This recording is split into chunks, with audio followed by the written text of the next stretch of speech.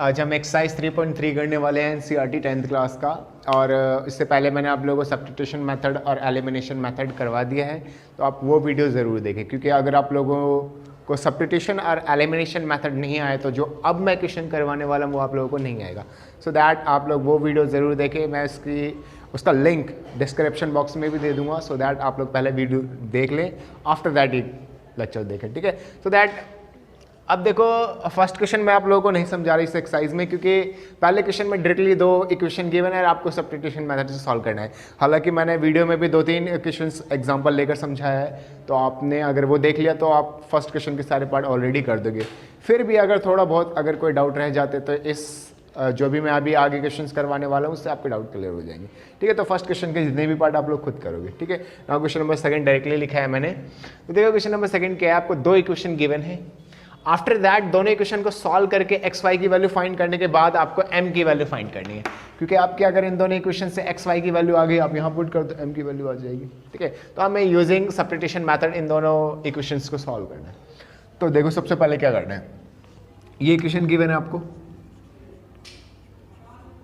यहाँ से आप या तो एक्स की वैल्यू निकालो या तो वाई की वैल्यू निकालो, है ना, दोनों में से किसी की वैल्यू निकाल लो। तो सबसे पहले हम एक्स की वैल्यू निकालते हैं।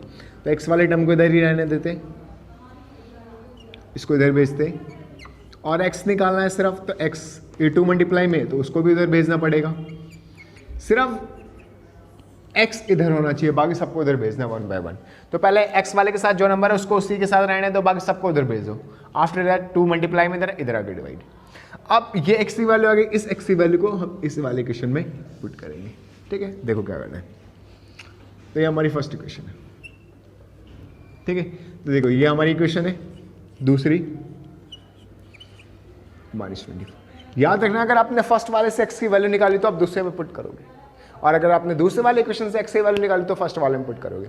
जहां से आपने x की वैल्यू निकाली उसी इक्वेशन में नहीं पुट करना, दूसरे वाले में पुट करना है, ठीक है। तो x की वैल्यू मैंने इस वाले इक्वेशन से निकाली है, तो इसकी वैल्यू, इस x की वैल्यू सेकंड वाले में पुट करेंगे, ठीक है।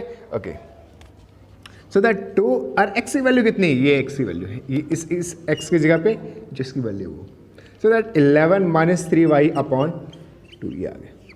ये -4y एज इट इज, और ये -24। तो हमने x की वैल्यू कहाँ से पुट किया, फ्रॉम इक्वेशन फर्स्ट वाले से, ठीक है, डन। देखो 2 से 2 कैंसिल, 11 - 3y, ये 11 - 3y -4y इक्वल्स टू -24। सो 11 अब माइनस माइनस प्लस, सो 3 4 7y -24। ओके, यह आपका 11 - 7y -24।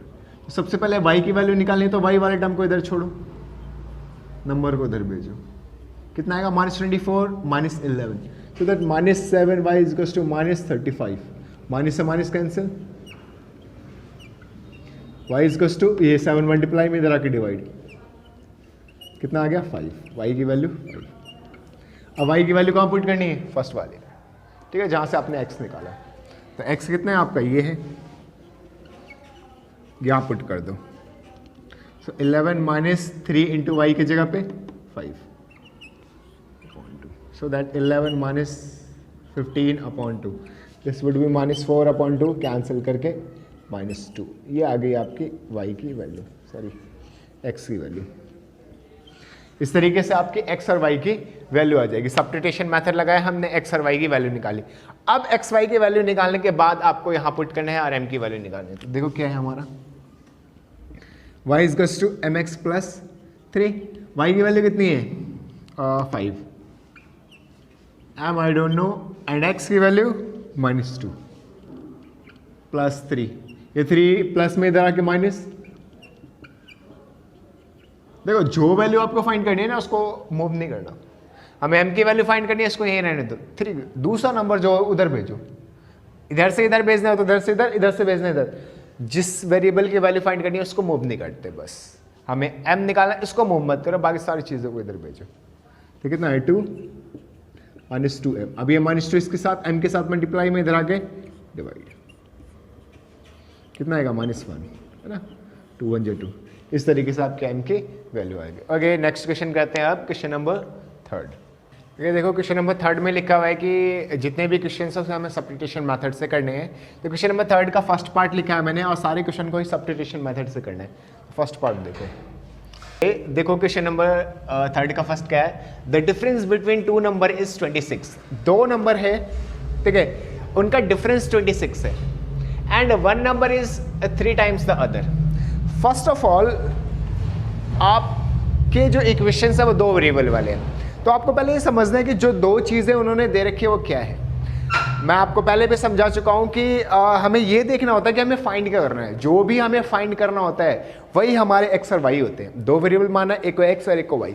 तो जो भी चीज़ें हमें फाइंड करने के लिए उन्होंने कहा होगा क्वेश्चन में, एक को एक्स मानना है और एक को वाई मानना है। तो देखो इसमें दो चीज़ें क्या फाइंड करने के लिए क्या है, the difference between two numbers.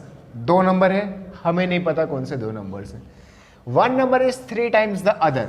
अब इन्होंने दो नंबर फाइंड करने के लिए कहा, हमें नहीं पता कौन कौन से। Let the first number,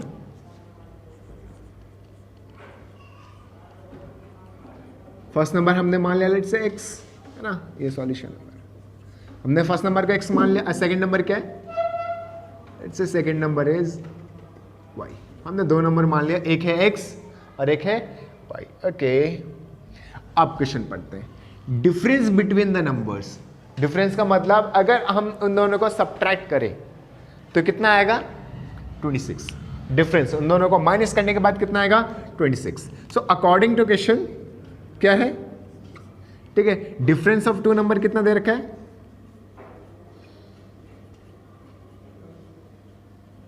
to number कितना दे रखा है हमें, 26। दैट इज एक नंबर ये, एक नंबर ये, तो इन दोनों का डिफरेंस कितना दे रखा है, 26। This is your first equation. Done. Okay, उसके बाद क्या कर रखा है, one number is 3 times the other. जो एक नंबर है वो दूसरे का 3 टाइम्स है, 3 गुना है। पहला नंबर दूसरे वाले नंबर का 3 गुना है, ठीक है। सो फर्स्ट नंबर किसके बराबर है, 3 टाइम्स अदर नंबर या सेकेंड नंबर, है ना। अदर नंबर लिख लो या सेकेंड नंबर लिख लो, एक ही बात है। तो फर्स्ट नंबर है हमारा x, ये किसके बराबर है, 3 times of second number, that is second number है हमारा y, 3y, है ना। ये 3y इधर आएगा, सो x, ये 3y इधर जाके क्या हो जाएगा, -3y, और इधर कुछ भी नहीं बचेगा तो 0। ये आ गया हमारा सेकेंड क्वेश्चन, है ना। हिंदी में समझो क्या है क्वेश्चन, ये दो संख्याओं का अंतर, नंबर्स यानी संख्या, संख्याओं का अंतर, अंतर यानी माइनस, है ना। जब उन दोनों को माइनस करेंगे, अंतर करेंगे, उन दोनों का डिफरेंस लेंगे तो कितना आएगा, 26। तो पहले नंबर माइनस दूसरा नंबर इज इक्वल टू 26। उसके बाद क्या कहा इन्होंने कि जो पहली संख्या है दूसरे का 3 गुना है। दो पहली संख्या किसके बराबर है, दूसरे का 3 टाइम्स, यही है। तो पहली संख्या x, दूसरा 3y, इधर आ गया माइनस, इधर कुछ भी नहीं बचा तो 0। ये आ गए आपके दो इक्वेशंस। अब आप सब्स्टिट्यूशन मेथड लगाओ, आफ्टर सॉल्व करते हैं, ठीक है। तो फर्स्ट वाले इक्वेशन से मैं x की वैल्यू निकालता हूँ। तो कितना है हमारा फर्स्ट इक्वेशन, ये हमारा फर्स्ट इक्वेशन, ठीक है। नाउ यहाँ से x की वैल्यू निकालते हैं तो कितना आएगा, 26, और ये -y इधर जाके +y, तो ये आ गया हमारा थर्ड इक्वेशन। x की वैल्यू आ गई, x की वैल्यू मैं इस वाले में पुट कर रहा हूँ, सेकेंड वाले में। तो देखो कितना आएगा हमारा सेकेंड इक्वेशन है ये, x - 3y = 0। x की वैल्यू कितनी है, ये 26 + y ले लो, -3y = 0 यहाँ लिख लो। फ्रॉम इक्वेशन थर्ड वाले में हमने वैल्यू निकाली ना x की, 26 + y, तो x की वैल्यू पुट कर दो 26 + y। नाउ 26, ये प्लस है ये माइनस है, तो 3 में से 1 गया 2, सो 2y। माइनस क्यों लगाया, क्योंकि बड़े वाले पे माइनस है, ठीक है। ओके, तो 26 को यहाँ रहने देते हैं, इसको इधर भेजते हैं, 2y, ये 2 इधर मल्टीप्लाई में इधर आके डिवाइड, ये आ गई y की वैल्यू 13। आ गई y की वैल्यू, y की वैल्यू कहाँ पुट करनी है, जहाँ से आपने x की वैल्यू निकाली, यहाँ थर्ड इक्वेशन में, ठीक है। सो दैट x इज किसके बराबर है, 26 + y के। सो दैट 26 + y की वैल्यू 13, तो x इज 39 यहाँ लिख देना, बिकॉज y की वैल्यू कितनी है, 13 है। तो x की वैल्यू आ गई, y की वैल्यू आ गई, ये दोनों तो हमें फाइंड करना था। सो दैट फर्स्ट नंबर कितना है, फर्स्ट नंबर है 39 और सेकंड नंबर कितना है ये है हमारा 30। इस तरीके से आपको वैल्यू फाइंड करना था। बहुत ही आसान क्वेश्चन था, ठीक है। दो संख्याओं का अंतर दे रखा था, मैंने अंतर ले लिया 26। उसके बाद क्या रखा, पहली संख्या दूसरी की 3 गुनी है, तो पहली संख्या दूसरे का 3 गुना है ना। फर्स्ट नंबर दूसरे का 3 टाइम्स है, तो वही क्या मैंने इधर आके माइनस दूसरी इक्वेशन। दो इक्वेशन बनने के बाद बहुत आसान, सिर्फ आपको सब्स्टिट्यूशन मेथड, यानी आपको सब्स्टिट्यूशन लगाना आ गया तो बहुत आसान, आपका इतना ही काम है। उसके बाद तो सब्स्टिट्यूशन मेथड लगाना है बस, ठीक है। तो बस क्वेश्चन पढ़कर आपको इक्वेशन बनाना है, क्वेश्चन बनाना आ गया तो सब्स्टिट्यूशन सीखना है बस, आफ्टर दैट खत्म, ठीक है ना। इसका नेक्स्ट पार्ट करते हैं, सेकंड पार्ट। ओके, देखो क्वेश्चन में आप क्या लिखा हुआ है, the larger of 2 supplementary angles. Supplementary angles को हिंदी में संपूरक कोण बोलते हैं। ओके, सप्लीमेंट्री एंगल पहले समझो होता क्या है। ऐसे दो एंगल्स जिनको अगर आप ऐड करो तो 180 डिग्री है, ठीक है। दो एंगल है, लेट्स से पहला है आपका x और दूसरा है लेट्स से y, दोनों को जोड़कर कितना आना चाहिए 180। या फिर सिंपल लैंग्वेज में अगर समझो तो कि अगर एक 100 है तो दूसरा कितना होना चाहिए 80। अगर फर्स्ट एंगल 100 है तो दूसरा कितना होना चाहिए 80, तभी दोनों को जोड़कर 180 आना चाहिए। अगर दो एंगलों को ऐड करके 180 नहीं आता तो वो दोनों एंगल सप्लीमेंट्री एंगल नहीं है। सप्लीमेंट्री एंगल मीन्स दो एंगलों का सम 180 डिग्री, ठीक। तो कह रखे है सप्लीमेंट्री एंगल है। सप्लीमेंट्री एंगल का जो लार्जर एंगल है exceed the smaller angle by 18, मतलब बड़ा एंगल छोटे वाले एंगल से 18 ज़्यादा है या 18 बड़ा है, ठीक है। समझो अब इसको क्या है। तो अब दो एंगल है, दोनों एंगल कैसे हैं, दोनों को ऐड करने पे 180 आएगा, सप्लीमेंट्री एंगल है, ठीक है। तो आई डोंट नो कि उन दोनों एंगल्स की वैल्यू क्या है। तो मैंने एक से एग्जांपल लिया था कि अगर एक 100 है तो दूसरा 80 होगा, तो हमें नहीं पता है कितने हैं, हम मान लेते हैं लेट द फर्स्ट एंगल और लेट द लार्जर एंगल। यहाँ पे लार्जर एंगल की बात कर रहा है तो इसलिए हम लार्जर एंगल लिखते हैं, है ना। Let the larger angle x, है ना। हिंदी वाले क्या लिखेंगे, माना बड़ा कोण x और छोटा कोण y, है ना। तो larger angle is x and smaller angle let's say y। अब हमें पता है कि इन दोनों को जोड़ेंगे तो कितना आएगा 180 आएगा, 180, है ना। y सप्लीमेंट्री एंगल है, सप्लीमेंट्री एंगल है ना। सप्लीमेंट्री एंगल क्या होते हैं, जोड़ने पे 180, हिंदी में क्या लिखेंगे संपूरक कोण है इसलिए जोड़ने पे 180 आएगा। This is first equation. Second equation according to equation समझते हैं क्या है इक्वेशन में, कि जो बड़ा एंगल है लार्जर एंगल, पहले इसको लिख लेते हैं। जो आपका लार्जर एंगल है वो किसके बराबर है, स्मॉलर एंगल से 18 ज्यादा। मतलब स्मॉलर में 18 ऐड करोगे तब वो लार्जर के बराबर होगा, ये क्वेश्चन में लिखा हुआ है। तो लार्जर एंगल क्या है आपका x, स्मॉलर एंगल क्या है आपका y प्लस 18, ठीक है। तो इसमें आपको x की वैल्यू निकालने की जरूरत नहीं है, निकला हुआ है पहले से। अब फर्स्ट मत लो, है ना, फर्स्ट में से x की वैल्यू मत निकालो। सेकंड वाले में जब निकल ही गया, मैंने आपको पहले ही कहा है कि किसी भी इक्वेशन से आप x की वैल्यू निकाल सकते हो। फर्स्ट वाले से निकाल सकते हो, सेकंड में पुट कर दो, सेकंड वाले से निकाल के फर्स्ट वाले में पुट कर दो। सेकंड वाले में ऑलरेडी दिख रहा है आपको, है ना, तो ऑलरेडी दिख रहा है तो सीधा इसकी वैल्यू यहाँ पुट कर देता हूँ, है ना। x की वैल्यू सीधा फर्स्ट वाले में। देखो तो हमारा क्या है, x प्लस वाई इज टू 180। x की जगह पे कितना लेंगे, x की वैल्यू जो है y प्लस 18 प्लस वाई इज टू 180। ओके, हमने ये वैल्यू कहाँ से ली, फ्रॉम इक्वेशन सेकेंड वाले से हमने ली वैल्यू, है ना। x की वैल्यू कितनी ली, y प्लस 18, पुट कर दें y प्लस वाई 2y प्लस 18 इज टू 180 डिग्री, ठीक है। यहाँ सॉल्व करते हैं। अब 18 प्लस में इधर जाके माइनस हो जाएगा, so 2y is to 180 degree minus 18, so y की वैल्यू कितनी आ गई 162, है ना। सबट्रैक्ट करें तो y की वैल्यू 162 अपॉन 2 कैंसिल करते 81, ये आ गई y की वैल्यू, ठीक है। y की वैल्यू कहाँ पुट करेंगे, सेकंड वाले इक्वेशन में। तो हमारी सेकंड इक्वेशन क्या है, x is to Y plus 18, तो x इज टू y की वैल्यू 81 प्लस 18, रीजन लिख देना बिकॉज y की वैल्यू कितनी है 81 है ना। तो x इज टू 81 ऐड कर लो, दिस इज 99, ये आ गया, ठीक है। सो दैट लार्जर एंगल कितना है, लार्जर एंगल को बड़ा, है ना, लार्जर एंगल है नहीं बड़ा कोण 99 डिग्री, है ना। स्मॉलर एंगल कितना है स्मॉलर एंगल है 81 डिग्री। दैट्स ऑल, सिंपल था क्वेश्चन ना। तो इस तरीके से आपको करना था। तो फिर से क्वेश्चन पढ़कर एक बार दोबारा समझ लेते हैं। सप्लीमेंट्री एंगल है तो दोनों को जोड़कर 180 डिग्री, बड़ा कोण छोटा कोण दोनों कोणों को जोड़कर 180। फिर कह रखा है इसने कि जो बड़ा कोण है लार्जर एंगल वो किसके बराबर है, स्मॉलर से 18 ज़्यादा। तो मैंने पहले लिख दिया लार्जर एंगल किसके बराबर, स्मॉलर से 18 ज़्यादा। तो लार्जर x स्मॉलर y प्लस 18। अब x की वैल्यू तो पहले ही पता है, अब निकालने की जरूरत नहीं है। सब्स्टिट्यूशन में यही करते हैं, x की वैल्यू निकालो दूसरे में पुट करो, इसमें निकला हुआ है सीधा यहाँ पुट कर दो।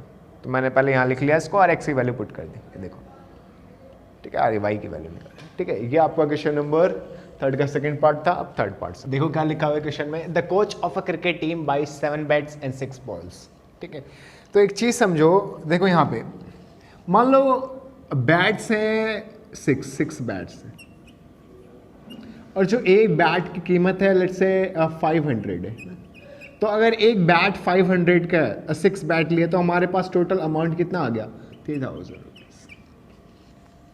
ठीक है, तो जो टोटल कॉस्ट है, टोटल कॉस्ट वो आपका कब आएगा, जब आप जितने नंबर ऑफ बैट्स उसमें मल्टीप्लाई करोगे उसके कॉस्ट को, तब आपका आएगा टोटल कॉस्ट। ठीक है, फिर समझो जो भी आप चीज़ ले रहे हो, यहाँ पे बैट्स ले रहे हो, उसके अमाउंट से अगर आप मल्टीप्लाई करोगे तब आपका टोटल कॉस्ट आएगा। ठीक है, सो दैट इसका जो कॉस्ट प्राइस है 500 है और कितने बैट लिए हमने, 6 बैट लिए। तब जब हमने इन दोनों को मल्टीप्लाई किया तब हमारा है टोटल कॉस्ट। ठीक है, तो ये टोटल कॉस्ट फाइन, क्योंकि ये हम यूज़ करने वाले हैं आगे, तो थोड़ा ये समझने की चीज़ थी। अब देखो यहाँ पे क्या क्वेश्चन में लिखा है, 7 बैट लिए इन्होंने, 6 बॉल्स लिए हैं, कितने रुपए में, 3800 रुपीज़ में। उसके बाद उसने 3 बैट है 5 बॉल्स लिए 1750 में।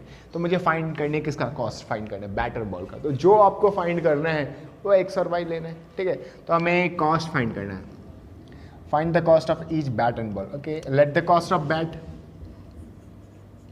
जो फाइंड करना है उसी को x y है ना। तो let the cost of bat x rupees है ना, और बॉल की कीमत कितनी है, cost of ball is let से y।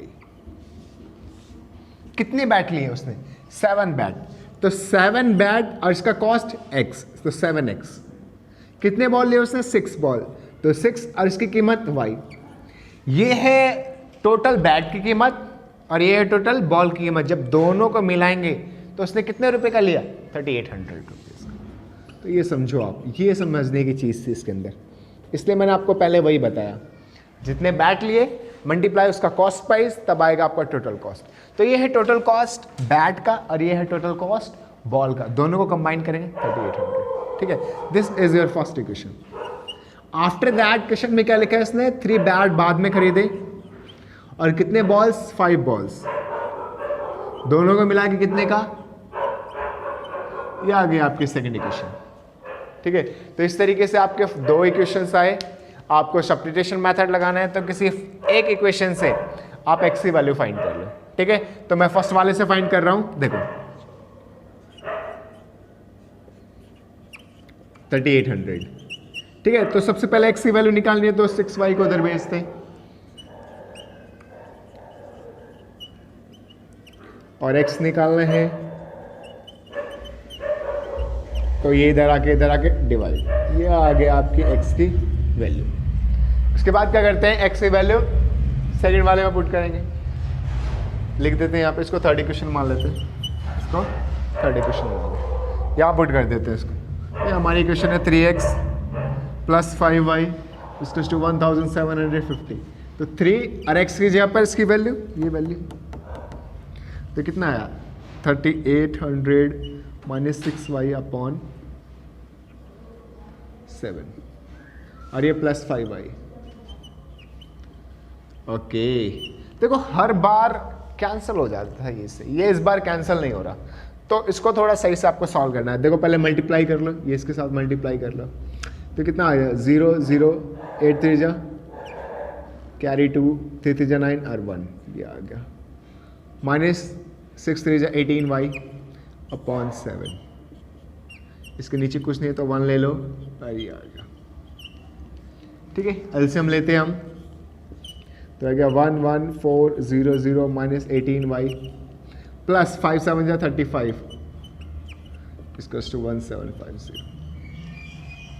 ठीक है, तो ये कितना आ गया आपका 11400। ठीक है, माइनस ओके 35 में से 18 गए क्योंकि माइनस से प्लस है, प्लस माइनस माइनस 17, सो 17y है ना, और ये 7 डिवाइड में इधर जाके क्या हो जाएगा मल्टीप्लाई। सारे रूल्स भी याद रखने हैं कि डिवाइड वाला टर्म इक्वल के उधर जाके मल्टीप्लाई, सो दैट मल्टीप्लाई हो जाएगा। तो ये कितना है 11400 plus 17y is to, multiply कर लो,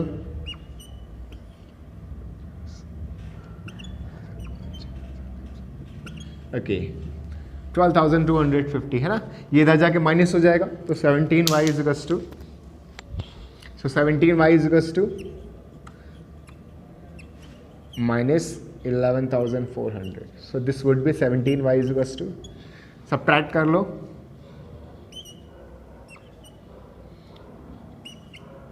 ओके 850। ठीक है, 850, y की वैल्यू कितनी आ जाएगी, सो y विल बी 850 अपॉन 17 से इसको कैंसिल कर लो, 17 5 जा 85 है ना, तो कैंसिल करोगे तो कितना आएगा 17 5 जा 85, ये आ गया 50, ये आ गई आपकी y की वैल्यू।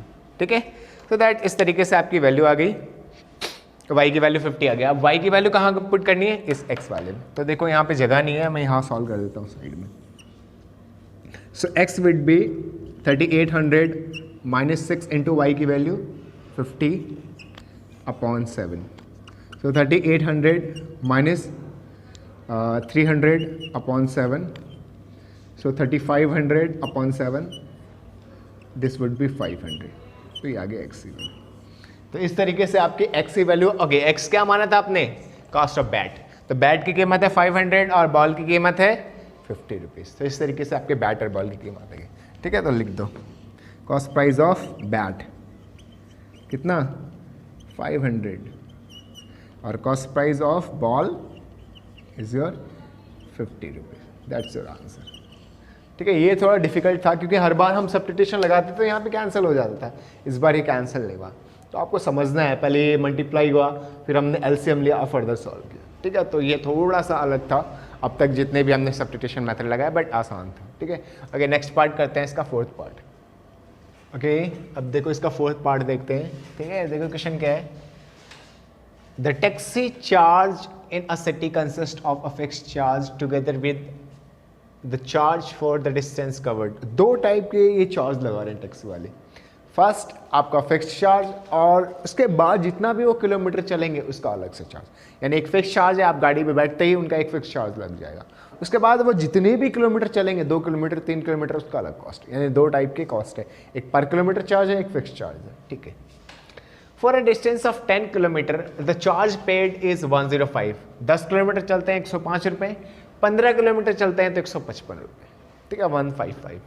वट और the fix charge and the charge per kilometre, इन्होंने वही दो चीज़ें पूछी है, फिक्स चार्ज क्या और पर किलोमीटर जो चल रहा है उसका कॉस्ट क्या है। ठीक है, आई डोंट नो, तो हम सबसे पहले जो हमें नहीं पता उसी को x5 मान लेते हैं, है ना। तो देखो let the fixed charge, fixed charge Hindi में भाड़ा लिखा होगा, है ना, तो इन्होंने वही एक नियत भाड़ा, ओके फिक्स चार्ज को हिंदी में फिक्स चार्ज को नियत भाड़ा लिखा होगा हिंदी में। ठीक है, ये समझो। और ठीक है, तो जो इनका फिक्स चार्ज है नियत भाड़ा वो 100 रुपये है, और पर किलोमीटर चार्ज कितना है, पर किलोमीटर चार्ज है y रुपये, और हर एक किलोमीटर का अलग से y रुपये। तो जो फिक्स चार्ज है नियत भाड़ा वो है 100 रुपये के हिसाब से, और पर किलोमीटर के हिसाब से y।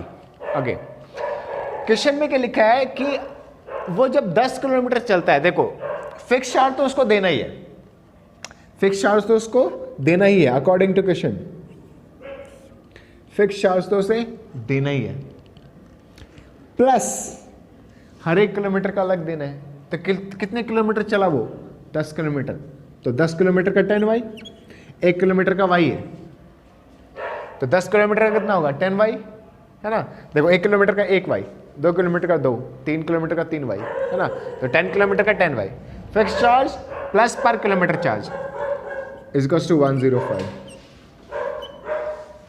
तो ये हो गई फर्स्ट इक्वेशन। अब आगे इन्होंने क्या लिखा हुआ है कि अगर वो 15 किलोमीटर चलते हैं तो उसको 155 रुपये देना पड़ता है। तो 15 किलोमीटर का देखो नेक्स्ट आगे भी उसको फिक्स चार्ज तो देना ही पड़ेगा, और 15 किलोमीटर का 15y कितने रुपए हो गए 155। तो इस तरीके से दो इक्वेशन बन गए। अब सब्स्टिट्यूशन मेथड लगाओ और आपका आंसर आएगा। What are the fix charge per kilometre. अगर फिक्स चार्ज निकालना है पर किलोमीटर के अकॉर्डिंग चार्ज निकालना है। उसके बाद how much does a person have to pay for 25 kilometre. तो 25 किलोमीटर का बाद में फाइंड करेंगे कि 25 किलोमीटर का उसे कितना पे करना पड़ेगा। ठीक है, तो फिलहाल हम यहाँ से पहले सब्स्टिट्यूशन मेथड लगाते हैं, एक्स वाई की वैल्यू निकालते हैं। तो फर्स्ट वाले इक्वेशन से देखो x plus 10y equals to 105 है, तो ये कितना हो जाएगा x equals to 105 minus 10y। Third equation आ गया। थर्ड इक्वेशन इसकी वैल्यू सेकंड वाले में पुट कर दो। तो सेकंड इक्वेशन क्या आपका x प्लस 15y 155। तो x की वैल्यू कितनी है 105 minus 10y plus 15y इसकोस to 155। यहाँ रीजन में लिख देना फ्रॉम इक्वेशन थर्ड से आया ना। तो देखो 105, अब ये प्लस माइनस माइनस, तो 10 में 15 में से 10 गए 5, बड़े वाले पे प्लस इसलिए हम प्लस लगा रहे हैं, इधर जाके माइनस है ना। So 5y is equals to 50। Okay, so y will be ये 5 मल्टीप्लाई में इधर आके divide, y is equals to 10। ये आ गई आपकी y की वैल्यू। अरे y की वैल्यू, अब y की वैल्यू कहाँ पुट करना है अगेन फर्स्ट जहाँ से आपकी x की वैल्यू आई है ना। तो ये था आपका 105 minus 10y। So 105 minus 10 into Y की वैल्यू 10 लिख देना because y is equals to 10 है ना। तो x की वैल्यू कितनी आ गई 105 minus 100, so x is equals to 5। ये आ गई आपकी x की वैल्यू 5। ठीक है, तो इतना तो आपको करना ही था, इतना तो करना था आपको। उसके बाद इन्होंने फर्दर क्वेश्चन में आगे लिखा हुआ है, देखो हमने दोनों चार्जेस निकाल दिए है ना। फिक्स चार्ज में निकाल दिया, इसको हिंदी में बोलते हैं नियत भाड़ा, ये भी निकाल दिया है ना। ये कितना था, ये हमारा फिक्स चार्ज है x, कितना है x की वैल्यू 5 रुपीज़, और पर किलोमीटर चार्ज भी हमने निकाल दिया। प्रति किलोमीटर चार्ज कितना 10 रुपये। अब इन्होंने कहा है कि 25 किलोमीटर अगर वो चलता है तो उसे कितना पे करना पड़ेगा। 25 का कितना होगा फिक्स चार्ज, तो उसको अभी भी देना पड़ेगा 25 का 25y, ये 25 किलोमीटर चार्ज है ना। तो 25 किलोमीटर चार्ज, ठीक है, तो यहाँ पे लिख देना, ठीक है, he have to pay for 25 kilometre कितना पे करना पड़ेगा। सो x तो देना ही है 25 का 25y, सो दैट x कितना है 5 रुपीज़, और 25 को 25 multiply y 10, so 5 plus 250 this is to 255। That's your answer, this is your answer. इतना उसको पे करना पड़ेगा।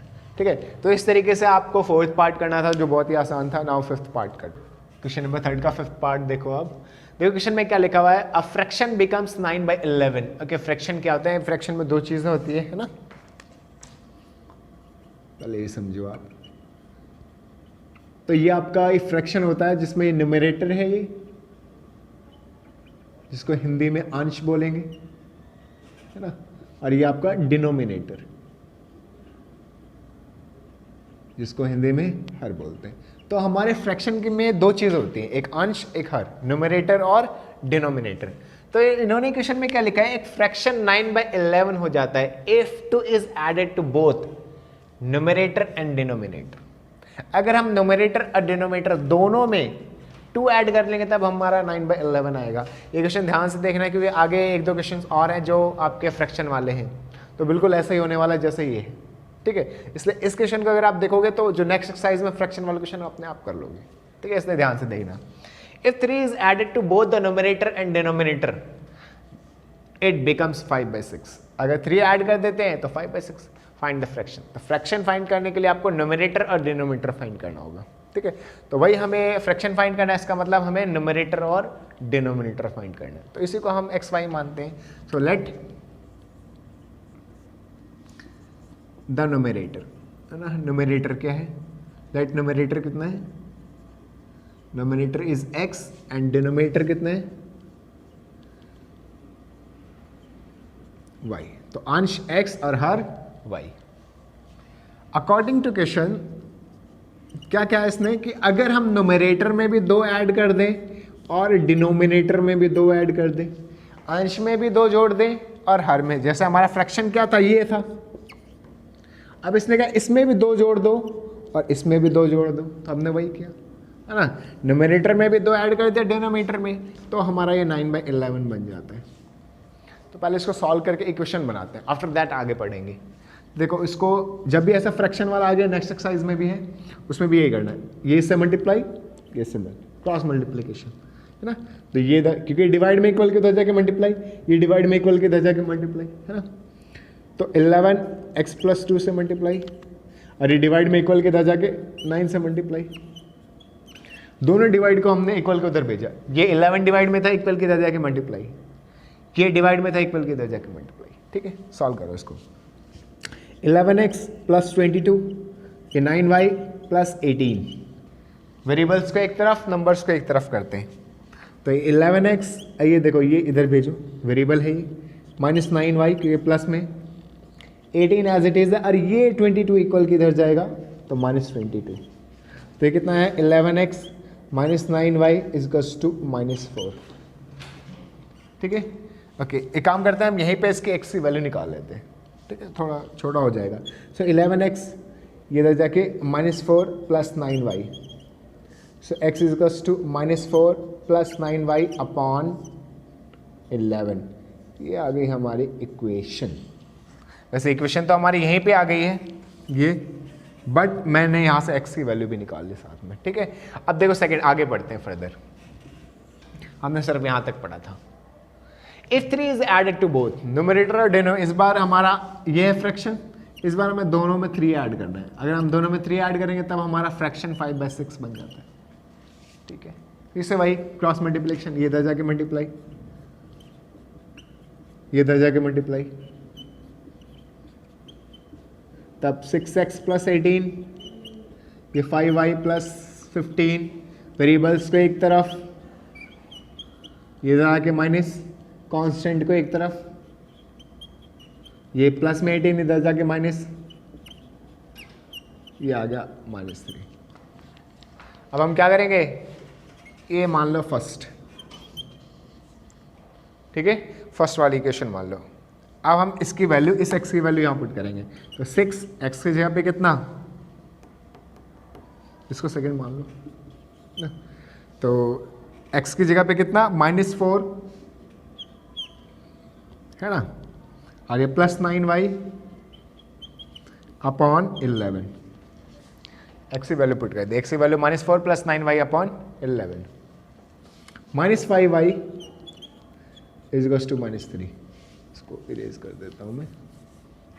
तो ये कितना आएगा, अभी भी कैंसिल नहीं हो रहा तो मल्टीप्लाई करो, -24 + 9 6 जा 54y अपॉन 11 अपॉन 1 = -3.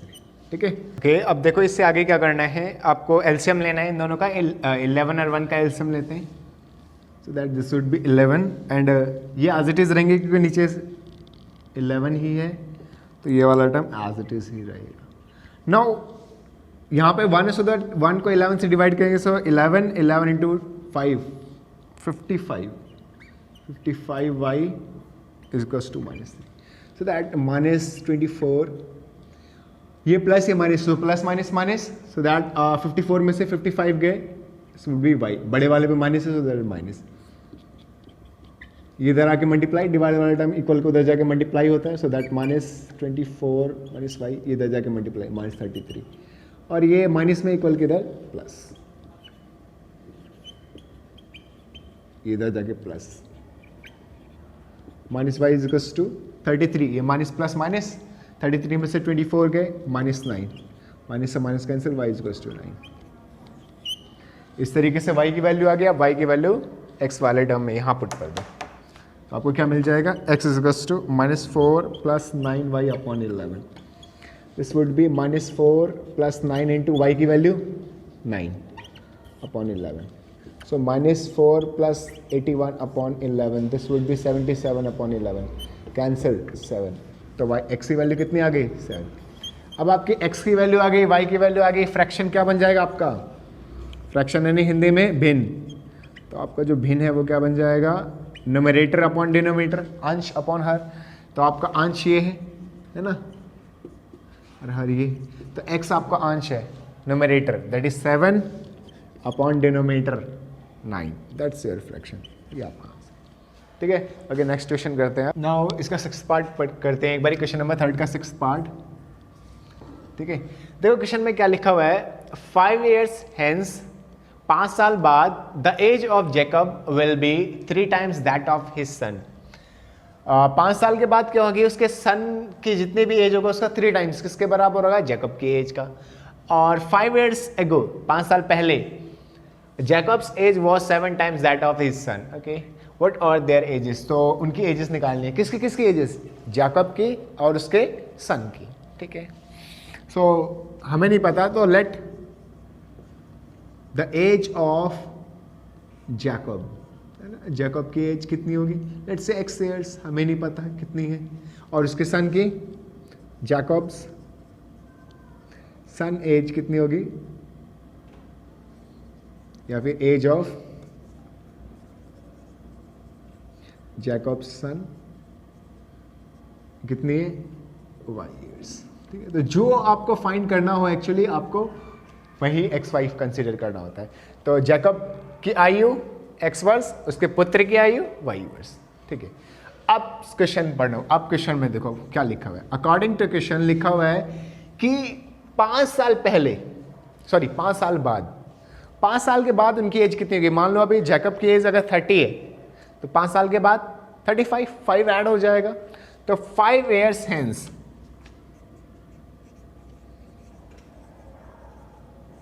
5 साल के बाद जैकब की एज कितनी होगी, Jacobs as will B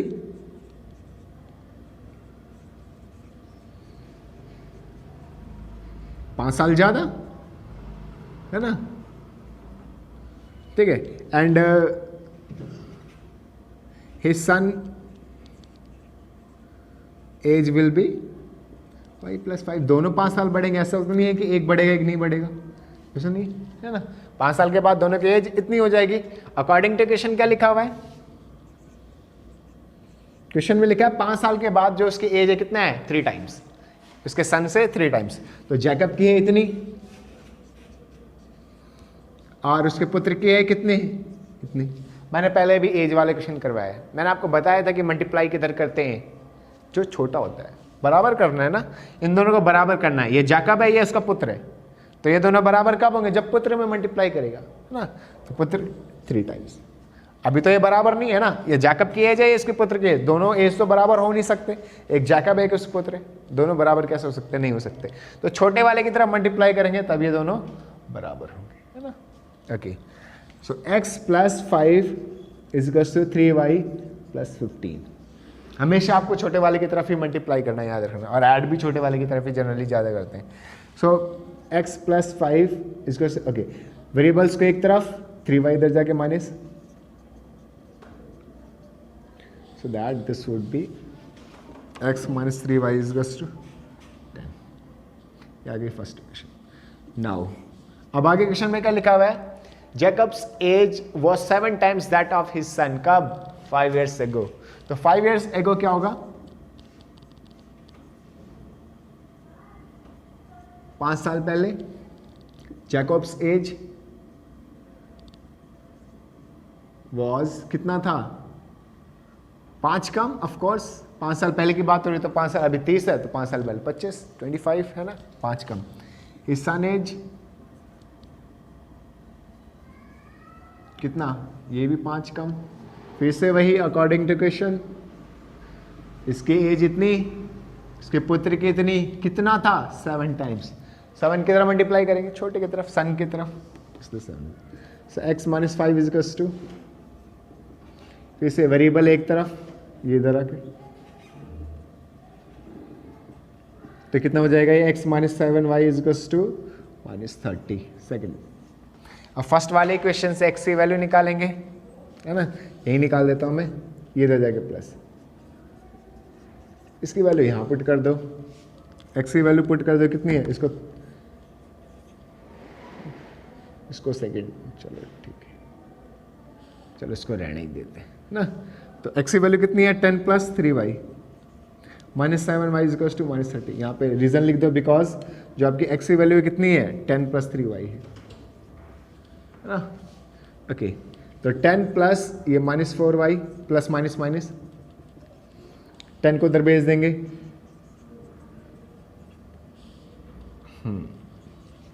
so minus 4y equals to minus 40 and y equals to minus 40 upon minus 4, minus से माइनस कैंसिल, ये से कैंसिल 10, ये आ गई आपकी y की वैल्यू। स्पेस नहीं है इसको, इसलिए मैं इसको थोड़ा इधर कर देता हूँ। y की वैल्यू आ गई, यहाँ पुट कर दो, कितना आ गया 10 प्लस 3 इंटू वाई की जगह पे 10, सो 10 plus 30 this would B 40 years. तो आपके दोनों की एज आ गई, ठीक है, जैकब की एज 40 ईयर्स और उसके सन की एज 10। That's all. इस तरीके से आपको क्वेश्चंस करने थे। आई होप आपको एंटायर एक्सरसाइज 3.3 समझ में आ गई हो। फिर भी अगर कोई क्वेश्चन ना आए तो आप कमेंट बॉक्स में कमेंट करें, मैं आपको सारे क्वेश्चंस करवा दूँ। और अगर आप लोगों को वीडियो पसंद आ रही हो, आपको क्वेश्चन समझ में आ रहे हो, तो आप चैनल का जरूर सब्सक्राइब करें।